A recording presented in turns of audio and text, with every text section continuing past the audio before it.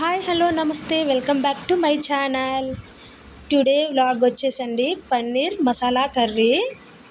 అయితే ఈ పన్నీర్ మసాలా కర్రీ కోసం ఎలా చేయాలో 200 గ్రాముల పన్నీర్ తీసుకుని పక్కన పెట్టుకోండి. గ్యాస్ వెలిగించుకుని కుక్కర్లో కొంచెం ఆయిల్ వేసి పసుపు యాడ్ చేసుకుని ఆ పన్నీర్ 200 గ్రాములు కూడా బాగా వెనక ముందు కూడా వేయించుకుని పక్కన పెట్టుకోండి. వీటిని చిన్న చిన్న స్లైసెస్ కింద కట్ చేసుకుని ఉంచండి. ఇప్పుడు అదే కళాయిలో కాస్త ఆయిల్ వేసుకుని ఆనియన్స్, పచ్చిమిరపకాయలు, ఒక చిన్న టమాటాను వేసి కొంచెం దోరగా వేయించండి.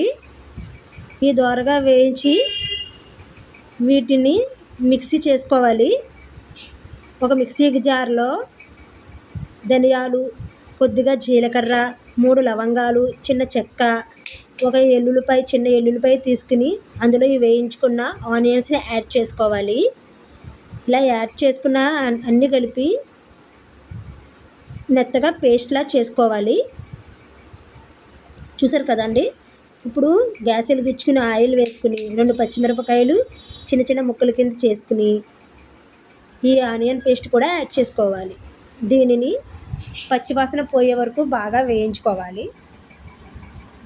కొద్దిగా సాల్ట్ని యాడ్ చేసుకుని అలాగే 2 స్పూన్లు కారం కూడా యాడ్ చేసుకోవాలి. ఒక 2 స్పూన్లు పెరుగును కూడా యాడ్ చేసి అంతా కలిపేలాగా బాగా కలపాలి.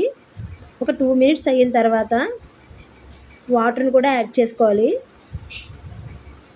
ఈ కట్ చేసుకున్న పన్నీర్ పీసెస్ని వాటర్ మరుగుతున్నప్పుడు ఈ మిక్చర్ అంతా అందులో యాడ్ చేసుకుని కలుపుకోవాలి. చూసారు కదా. ఈ పన్నీర్ ముక్కలు వేసిన తర్వాత ఒక 5 మినిట్స్ చిన్న స్లో ఫ్లేమ్ మీద కూరను ఉడకనివ్వండి. ఇలా ఉడుకుతున్నప్పుడు ఉప్పు సరిపోతే కనుక ఉప్పును కూడా యాడ్ చేసుకోవాలి.